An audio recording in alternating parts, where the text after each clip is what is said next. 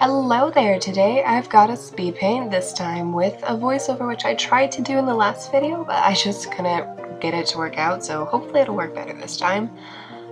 Today I'm doing a piece for the weekly art challenge over on Tumblr. The theme was to draw a monster and its friend, and my initial idea with this actually was to do a little girl and a monster. I figured like the correlation between cute and creepy would work out nicely in a piece, but none of the sketches I drew for that I was really pleased with. So I decided to skip that idea and scatterplot some other ideas, so I started doodling out different monsters and people, and I eventually did this little old lady knitting, which I actually really liked, and so I added a monster design I also liked in with that and mashed the two together. And so we have the picture I ended up doing. I like to call them Patsy and Mr. Green. The old lady's obviously Patsy and the monster's Mr. Green. I'd like to think Patsy, she got Mr. Green at a pet store. Maybe she was like looking for a dog or something but decided to get a lizard instead, but then instead of a lizard he grew into this giant terrifying hell beast that he is today.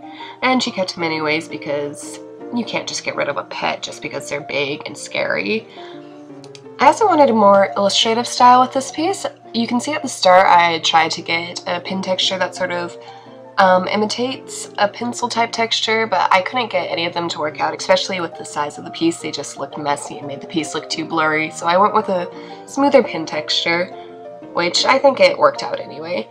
And Mr. Green's design, he was originally going to be more complicated, but it was just too much, and especially since a lot of him's being blocked by Patsy, I decided to make his body more big and blocky, and outside of the face he's got a very simple, smooth design, so that way it doesn't draw too much of the focus away from Patsy, but you can also have a big center focus with his face and his teeth.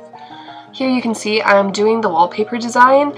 I initially messed up, and normally when I'm doing this I'll make it a square shape so it's easier to tile, but for some reason I made it a flower shape. It all worked out in the end and it looks alright on the wall, but it was a big hassle to deal with. Plus, because of the size of the piece, SAI just kept lagging every time I tried to paste another tile of the wall.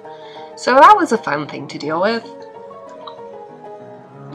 I wasn't actually sure if I was even going to do a background. I thought of just doing like one simple color, but I figured because Patsy's already interacting with a piece of the background, a rocking chair, it would look weird just to have them free-floating, so I added a sort of background. It's not super complicated. Here I am blocking in colors.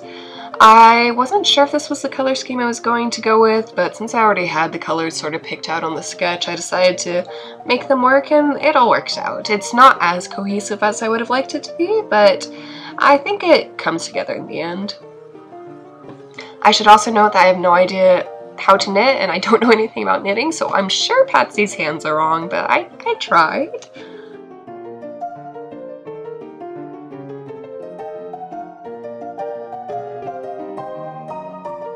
Also, for Mr. Green's teeth, I'm not coloring them or shading them quite yet, but since, again, it's a big point of his face, I made them a bit more colorful than I normally do teeth. I wanted to make his teeth like the interesting part of him because he has that circular mouth. It's sort of based off of the leech. I didn't really look at any references of leeches, but I'm pretty sure that's what leech mouths look like.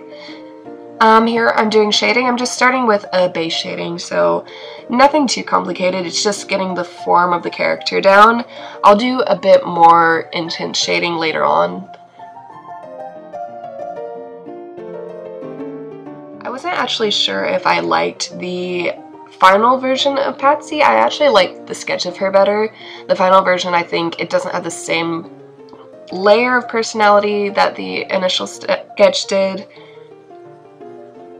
I also wish I'd done her maybe looking somewhere else. Like, initially she was supposed to be looking down at her knitting. I don't know why I didn't stick with that, but now it looks like she's looking down at his tail, so later in I added in some more detail with the yarn there to make it look like she's actually looking at something, but I think I should have done her like looking up at him or something. I don't know.